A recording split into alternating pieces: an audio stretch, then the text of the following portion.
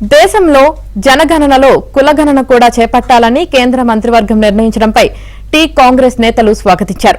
రాహుల్ గాంధీ భారత్ జోడో యాత్రలో ఇచ్చిన నినాదమే ఇప్పుడు కేంద్రంలో కదలిక తీసుకువచ్చిందన్నారు.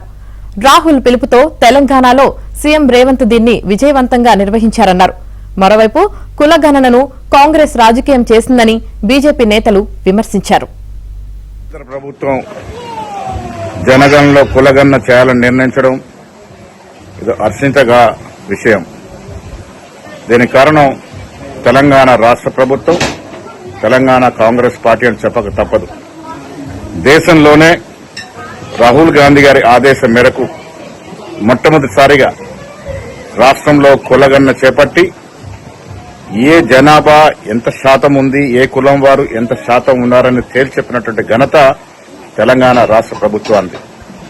రాహుల్ గాంధీ యొక్క ఆలోచన మేరకు రాష్ట్ర ముఖ్యమంత్రి రేవంత్ రెడ్డి మంత్రివర్గ సభ్యులు నిర్ణయం తీసుకుని దేశంలోనే స్వతంత్ర భారతదేశంలో మొట్టమొదటిసారిగా తెలంగాణలో కులగణన చేయడం జరిగింది.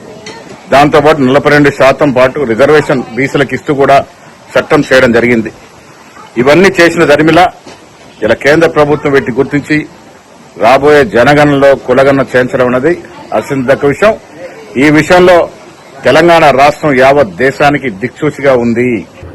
ఇవాళ క్యాబినెట్ లో నిర్ణయం తీసుకున్నారు. జనగణన ఎప్పటి నుంచో జనగణనతో పాటు కులగణన కూడా జరగాలన్నా కానీ ఎట్టకేలకు Narendra Modi government, NDA government ఒప్పుకున్నది. సంతోషపకారని ఒకటి ఏమంటున్నారు, కొందరు రాజకీయం చేస్తున్నారు రాష్ట్రాలలో. రాజకీయం ఏముందే, ప్రజల ఆకాంక్ష మేరకు ప్రభుత్వాలు నడవాలని రాహుల్ గాంధీ గారు కన్యాకుమారి నుంచి కశ్మీర్ కు నడిచిన తర్వాత ఒకటే ఆలోచన చేసా, we come to the power, will conduct caste wise census అన్నాడు. జితినా హిస్సేదారి యుక్తి భాగీదారి అన్నాడు. According to their population the reservation also will be taken అన్నాడు. అదేవిధంగా 9th షెడ్యూల్ నుంచి తీసేస్తాను కూడా యాజ్ అపోజిట్ ఆయన మొన్న ప్రధానమంత్రి అయితే అయిపోతుండే. కానీ ఇవాళ వాళ్ళలో ఆలోచన వచ్చింది. నిన్నటిదానికి అయోధ్యలోనే రాముడు ఉన్నాడు, స్వాతంత్రం వాళ్ళే తెచ్చిండ్రు, ఇక మాకు అవసరం లేదు, బీసీలు ఎస్సీలు అనుకున్నారు. కానీ నరేంద్ర మోడీ జనాభాలో ఆలోచన వచ్చిందిరా బాబు. అప్పుడంటే చదువు ఎక్కువ లేకుండే, ఇవాళ ప్రతి పేదవాడు గొర్రెలు కాసేటోడు, బర్రెలు కాసేటోడు, బట్టలు ఉతుకేటోడు కూడా ఇవాళ చదువుతున్నాడు.